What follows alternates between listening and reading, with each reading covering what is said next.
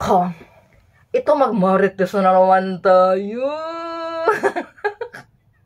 Kanina umaga, napanood ko sa Reels, itong si Iya Villania. Para lang tumahi ko mga anak. Ay, sana all ganun mga anak. Napaka-easy lang sa kanyang mga anak. Ay, Iya. Sa bagay kasi alam natin si Iya ay sporty talaga siya, 'di ba? Nagwo-workout talaga siya. Kahit buntis siya, nagwo-workout talaga siya. Ganun talaga kasi siguro ang tawag na malakas talaga ang fighting spirit niya, malakas yung pain tolerance niya talaga, no? Nasa tao talaga, o nasa isip talaga natin yan. Kaya ganun siya ka-strong mga anak. Grabe. Ano lang, siya na lang nagpaanak sa sarili niya. Oh, she's there. Nakaramdaman ko na yung head ng anak niya. Oh my God, Eya. Wala na talaga akong masabi sa kanya sa'yo. Uy, grabe ba? Ang dami, di ba, 5 na yata anak niya? No? Para lang siyang, wala lang. Parang, tapos, saan ka makakita ng after ng mga anak, nakangiti pa? Grabe naman to. Uy, iabilan niya. Baka naman. Share mo naman yung ano mo, maliban sa pagiging sporty mo. Pero alam natin talaga, very, very positive talaga yan si Iya Villania, no? Grabe. Nakakahanga yung ganyang tapang na isang babae. Kasi ako noon, mga anak ako, hirap na hirap talaga ako, guys. Kahit anong laban ko, sobrang laban ko sa, yung labanan mo yung takot o ano man. Pero hirap na hirap ako siguro nga, dahil malaking tulong siguro yung workout, no? Kasi, mas lalong ano yung katawan mo ba? Lalong maging matibay ba, no? Kasi sa totoo lang, marami naman kasi mga, pero basta ako talaga, hirap na hirap ako eh. Yung pinakahirapan ko talagang mga anak, itong bunso ko talaga, doon ako nahirap na hirap. Kasi ang hirap niya ilabas. Hindi na ako marunong umiri. Pero marunong lang ako mag-aha. Peace, yo! Yan lang dapat, no? So nakakatuwa lang. Natuwa lang talaga kasi ako ito kay Iya Villania. Kaya nagmarites lang talaga ako. Alam niyo naman, marites ito.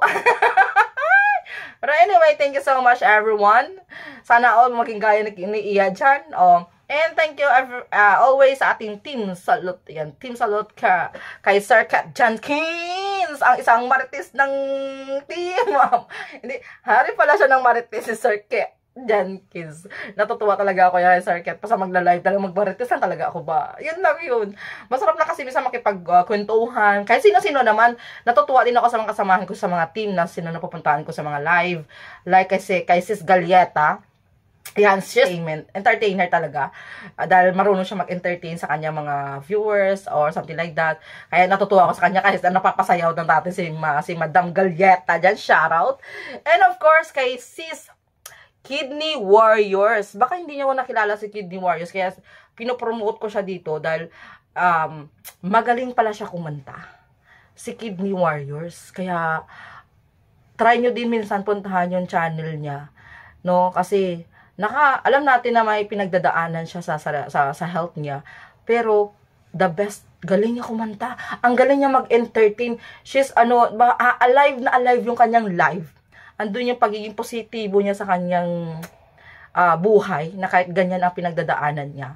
Yun mga napupuntahan ko mga live yan, guys, na nag-i-enjoy ako dito sa Team Salute.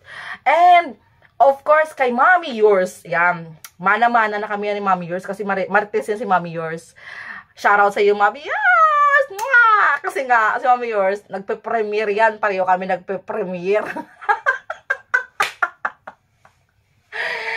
And shoutout din niya sa iba na hindi ko pa masyado kilala talaga. No? Ako founder, of course, kay Sis Ella.